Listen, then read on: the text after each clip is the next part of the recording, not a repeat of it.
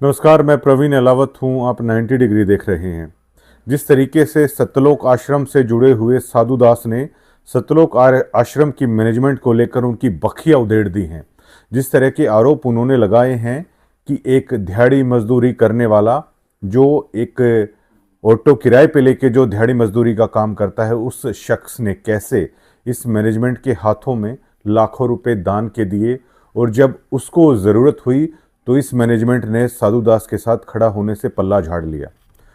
अब जो आश्रम के तनख्वाही पत्रकार हैं और जो चार फरगुल्ले बार बार 90 डिग्री को लेकर वीडियो बना रहे थे, तो उन फरगुल्लों को हम कहना चाहते हैं कि अब इस मुद्दे पर आप लोग खामोश क्यों हैं।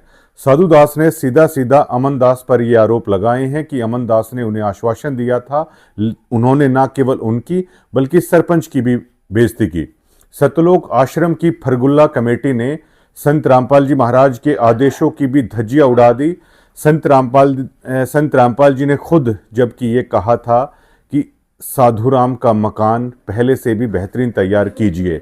अब सबसे बड़ा सवाल ये खड़ा होता है कि जो इंसानियत मानवता को लेकर हजारों लाखों दावे आए दिन सतलोक आश्रम की तरफ से किए जाते हैं, ग्राउंड पर जब उसे देखा जाता है तो उसका कोई आधार दिखाई नहीं देता है। अब आप ये देखिए कि किस तरीके से जो आम भक्त हैं वो ब्याज पर भी पैसा लेके सतलोक आश्रम को दान कर रहे हैं। दिहाड़ी मजदूरी, अपनी मेहनत की कमाई का पैसा भी सतलोक आश्रम को दान कर रहे हैं। सतलोक आश्रम में उन भक्तों की खून पसीने की कमाई भी जा रही है। ब्लड डोनेशन के नाम पर हजारों यूनिट खून भी उन भक्तों का निकाला जा रहा है। सतलोक आश्रम में संत रामपाल जी महाराज का घर बन रहा है, ये आदेश बताकर उन लोगों से दिहाड़ी मजदूरी करवाई जा रही है फ्री में। और जब किसी एक आश्रम से जुड़े हुए भक्त को अगर कोई विपदा की घड़ी पड़ जाती है तो इतनी बड़ी सतलोक आश्रम का दावा करने वाले ये लोग बिल्कुल अंतिम कतार में खड़े हुए दिखाई देते हैं। किसी का भी साथ है ये लोग नहीं देते। अब जो ये हाइप क्रिएट करने की इन्होंने कोशिश की थी कि लाखों मकान बनवा दिए, हजारों मकान बना दिए, आप ग्राउंड पे देखेंगे तो इसका हो हल्ला काफी ज्यादा मचाया जा रहा है, जबकि ग्राउंड की स्थिति बहुत अलग है। झज्जर जिले में आप देखेंगे कि झज्जर जिले में जो मकान इन्होंने बनाए हैं, जो हमें पता है, एक दुलेहड़ा में मकान बनवाया था, एक डिग्गल में मकान बनवाया था। इसके अलावा कहीं पर भी सतलोक आश्रम की तरफ से ज्यादा कुछ है वो नहीं किया गया है, लेकिन हाइप इतनी ज्यादा देने की कोशिश की जाती है। और जबकि हरियाणा में बहुत सारे समाजसेवी ऐसे हैं, मैं झज्जर जिले में बहुत सारे समाजसेवी ऐसे बता सकता हूं जिन्होंने इस मैनेजमेंट से ज्यादा है गरीब लोगों के घर बनवा के दिए हैं, लेकिन इनकी तरह हो हल्ला किसी ने नहीं मचाया।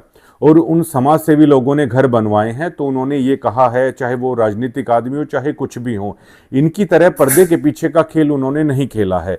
लेकिन अब आश्रम के फरगुल्ले आखिरकार खामोश क्यों हैं? इस वीडियो के आने के बाद सतलोक आश्रम आखिरकार जवाब क्यों नहीं दे रहा है?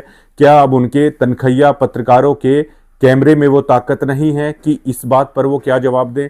क्या जो वो फरगुल्ले बार बार वीडियो में आके जो दावा करते थे, क्या अब उनकी जुबान है वो काम नहीं कर रही है?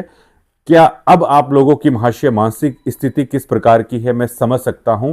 और जब आश्रम से जुड़े हुए लोग ही आप लोगों पर सवालिया निशान उठा रहे हैं, तो अब शायद वो दिन ज्यादा दूर नहीं जब आप लोगों की असली असलियत हरियाणा की, इस देश की जनता के सामने आने में ज्यादा वक्त नहीं लगेगा। शुक्रिया।